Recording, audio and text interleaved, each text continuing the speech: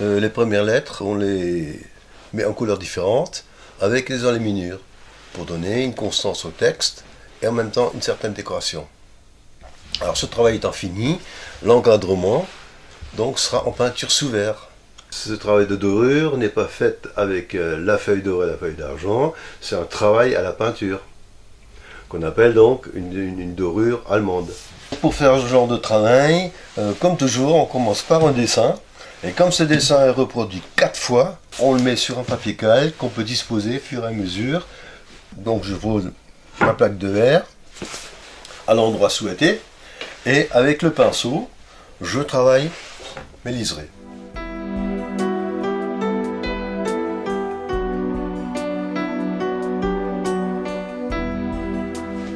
Un coin de fini, je tourne ma plaque de verre, je fais le deuxième, troisième, quatrième. Le décor du passe-partout, il est fini, niveau peinture. C'est ce qu'on appelle donc des liserés. Et maintenant, on passe aux couches de fond. Et avant de passer aux couches de fond, il faut bien dégraisser le verre pour que la peinture ait une bonne adhérence et un bon séchage. Voilà, donc maintenant, je commence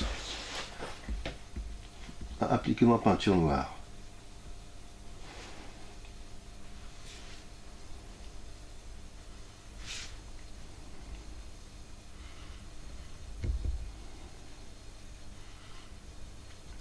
Alors il est clair que la première couche, elle n'est pas compacte, elle n'est pas opaque, ce qui m'oblige à passer une deuxième fois, au besoin une troisième fois.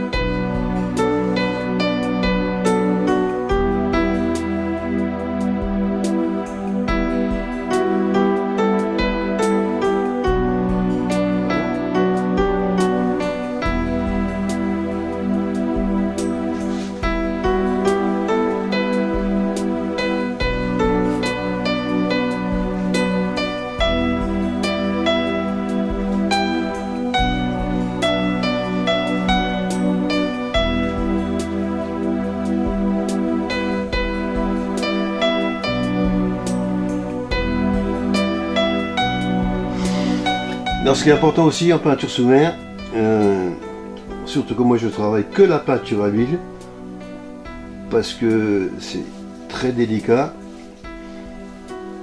c'est très joli en pigmentation, on peut faire des choses extraordinaires. Par contre, il faut toujours appliquer des couches assez fines.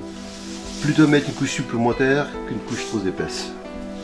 Ça, c'est la règle élémentaire de la peinture sous verre quand on travaille la peinture à l'huile.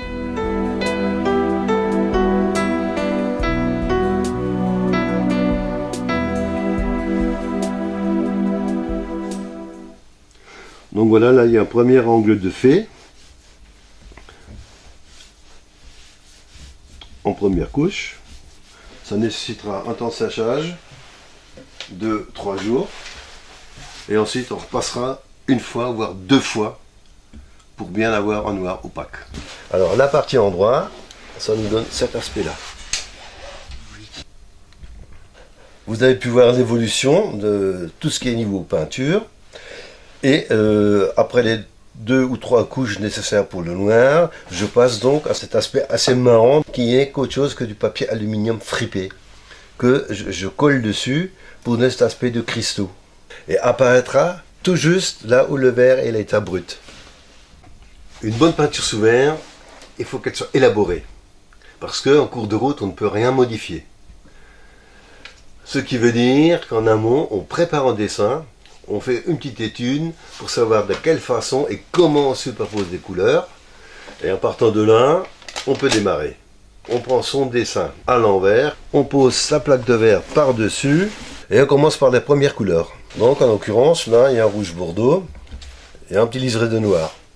Sur le rouge foncé, on met un rouge un peu plus saillant. Sur le noir, un vert foncé.